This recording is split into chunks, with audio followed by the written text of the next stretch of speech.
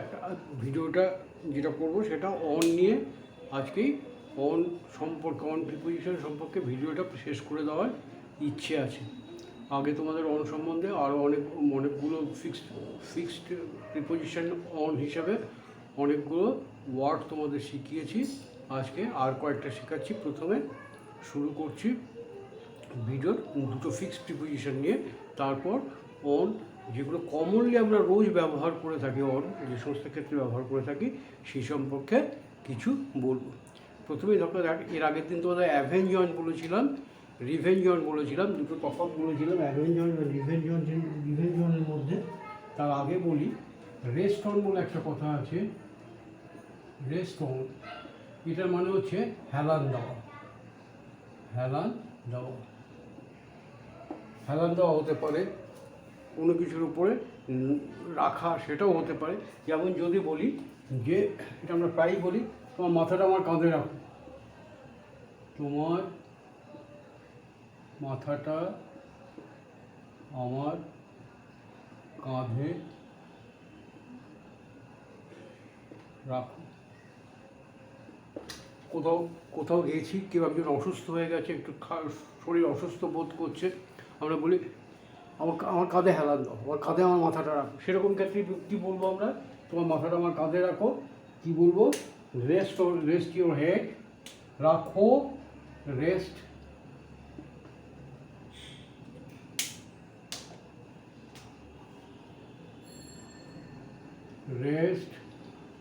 your head,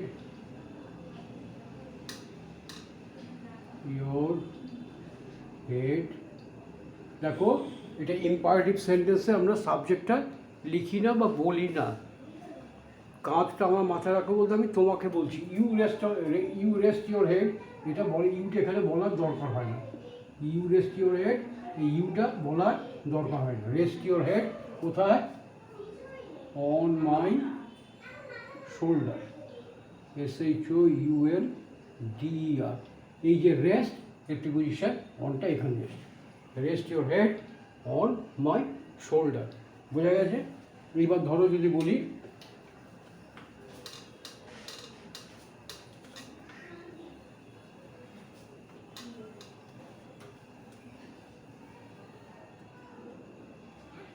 এর আগের দিন অ্যাভেঞ্জন তোমাদের শিখিয়ে দিয়েছিলাম। অ্যাভেঞ্জন হচ্ছে অ্যাভেঞ্জ অন, এটা হচ্ছে কারোর ওপর কোনো অন্যায় হয়েছে সেই প্রতিশোধ যদি অন্য কেউ নিতে চায় তখন অ্যাভেঞ্জ অন হয়। আর নিজের প্রতি অন্যায়ের প্রতিশোধ যদি কেউ নিতে চায় সেটা হয় রিভেঞ্জ অন। তাহলে ধরো আমি যদি বলি আমি আমার বাবার হত্যার প্রতিশোধ নিতে দৃঢ় প্রতিজ্ঞ।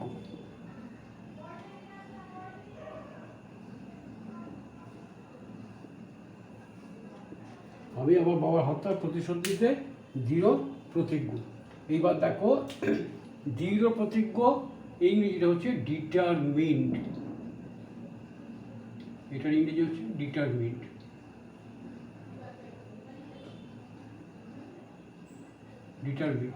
দৃঢ় প্রতিজ্ঞ। এখানে সাবজেক্ট হচ্ছে আমি, আর ডিটারমিন্ড হচ্ছে অ্যাডজেক্টিভ। ডিটারমিন্ডটা অ্যাডজেক্টিভ।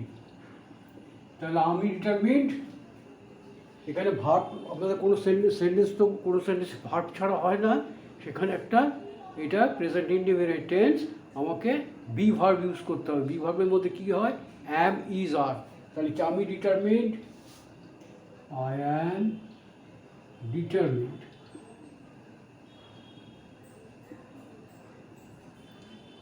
কিসের জন্য? উদ্দেশ্য কি? অবজেক্ট কী হবে? টু টেক, নিতে। হ্যাঁ, টু টেক, নিতে। কি? রিভেঞ্জ।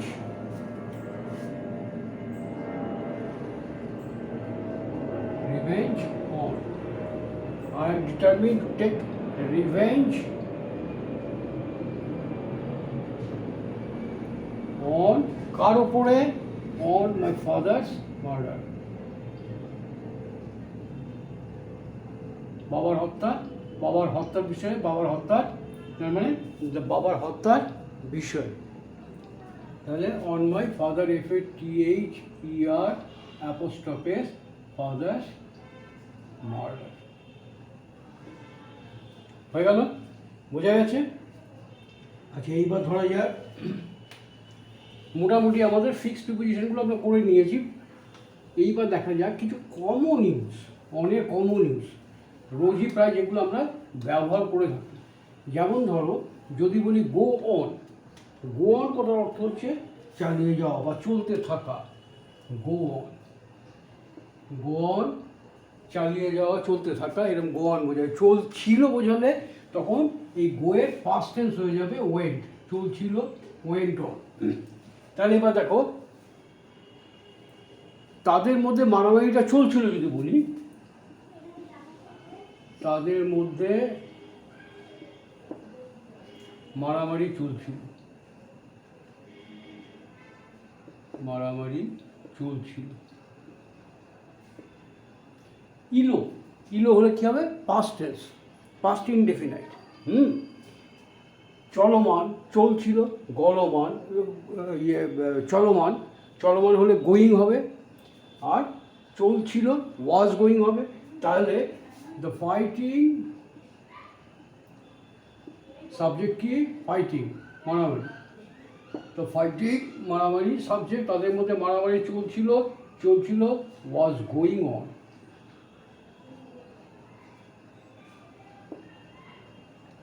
তাদের মধ্যে, তাদের মধ্যে, এখন তাদের যদি দুজন হয় তাহলে বিটুইন বলবো, আর দুয়ের বেশি যদি হয় তাহলে অ্যামং বলবো। তাহলে আমি তাদের মধ্যে, আমরা যখন বলছি তাদের মধ্যে মারামারি চলছিল, তাদের মধ্যে কাদের বোঝাতে চাইছি? সেখানে দুজন না দুজনের বেশি? দুজনের বলবো going on between them.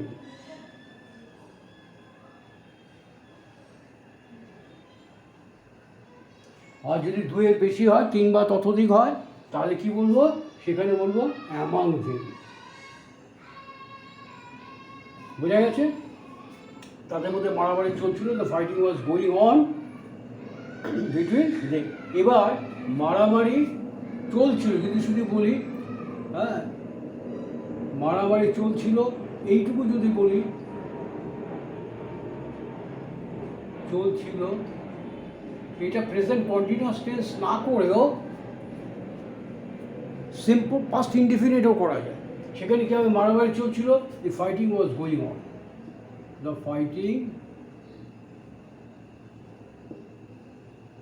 Went অনও তুমি বলতে পারো, ওয়েন্ট অন, মারামারি চলছিল।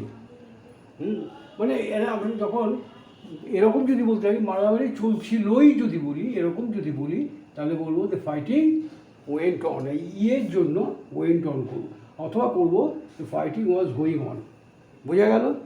এইবার ধরো যদি বলি,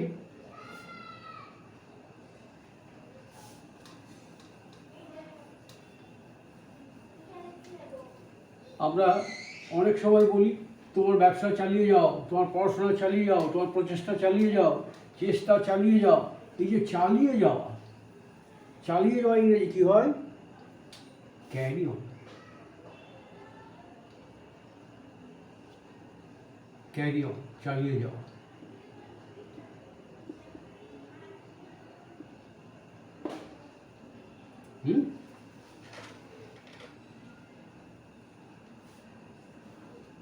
তাহলে আমি যদি বলি তোমার প্রচেষ্টা চালিয়ে যাও,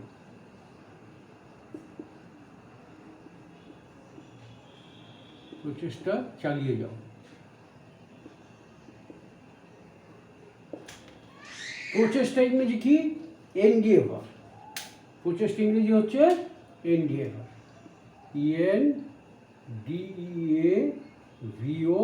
ENDEAVOUR। এই প্রচেষ্টা ইংরেজি হচ্ছে এনডিএভার। তো চালিয়ে যাও, আবার সেই ইম্পারেটিভ সেন্টেন্স, ক্যারি অন, চালিয়ে যাও।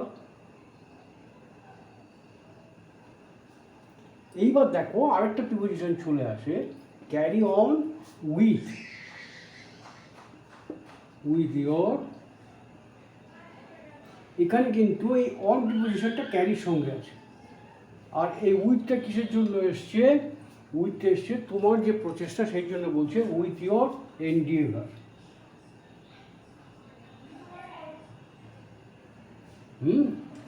এই উইথটা এসছে এইটার জন্য, বোঝা গেছে? ক্যারি অন, ক্যারি অন এগুলো গ্রুপ ভার্ব বলে। হ্যাঁ, carry on with your endeavour, তোমার প্রচেষ্টা চালিয়ে। আবার দেখো প্রচেষ্টা চালিয়ে যাও, আবার অনেক সময় বজায় রাখা বোঝাতে বোঝে। তুমি একটা কিছু করছো, যা করছো সেই জিনিসটাকে বজায় রাখো, সেখানে হয় কিপ অন। সেখানে কি হয়?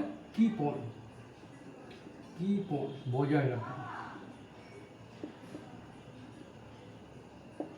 কিপ অন, বজায় রাখা। এখানে দেখো আমরা তোমার প্রচেষ্টা চালিয়ে যাও ক্যারি অন বলে বলেছি, তোমার প্রচেষ্টা চালিয়ে যাও বলতে কিপ অনও বলতে পারি। সেখানে আমরা কি করব? এই ক্যারি অনের জায়গায় লিখব keep on with your endeavour. তাহলে আমরা এই দুটোই ব্যবহার করতে পারি, বোঝা গেল? এবার দেখা যাক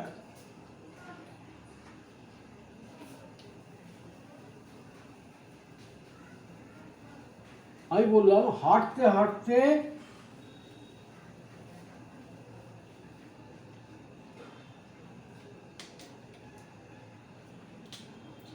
হাঁটতে হাঁটতে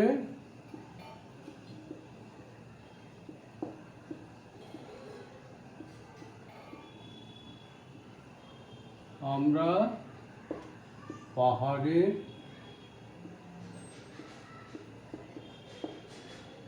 তলায় গিয়ে পৌঁছলাম। তলায় পৌঁছলাম, বেড়াতে গিয়ে আমরা প্রায়ই হয় কোথাও বেড়াতে গেছি, পাহাড়ি জায়গায় বেড়াতে গেছি, সেখানে আমরা হাঁটতে হাঁটতে আমরা পাহাড়ের তলায় গিয়ে পৌঁছলাম। এখানে দেখো হাঁটতে হাঁটতে, এখানে হাঁটতে হাঁটতে মানে কি আমরা হাঁটছিলাম, আমাদের হাঁটা বন্ধ করিনি, তাই তো বলা হচ্ছে না। একবার যদি একবার কিছুটা হাঁটলাম তারপর বসে থাকলাম, তাহলে আমরা নিশ্চয়ই হাঁটতে হাঁটতে বলবো না। হাঁটতে হাঁটতে মানে চলতেই থাকলাম আমরা। অথবা যদি বলি ক্রমাগত হাঁটতে হাঁটতে, এইখানে যদি বলি ক্রমাগত হাঁটতে হাঁটতে, ক্রমাগত, এই ক্রমাগত ইংরেজিটা হচ্ছে অন অ্যান্ড অন।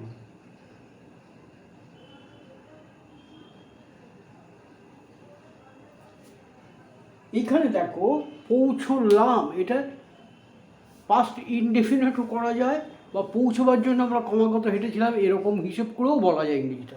তাহলে আমরা এটা দুরকমভাবে করতে পারি। এখানে আমরা বলতে পারি হেঁটে, ক্রমাগত হেঁটে, ওয়াকিং, হাঁটতে হাঁটতে, ওয়াকিং হাঁটতে হাঁটতে, রানিং দৌড়োতে দৌড়োতে, ঠিক আছে, স্লিপিং ঘুমোতে ঘুমোতে। তাহলে walking on and on,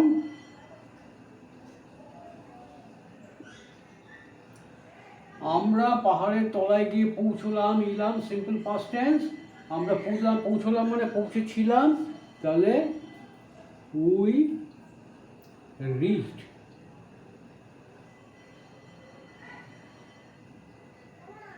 reached কোথায়? পাহাড়ের তলায়, the foot of the hill.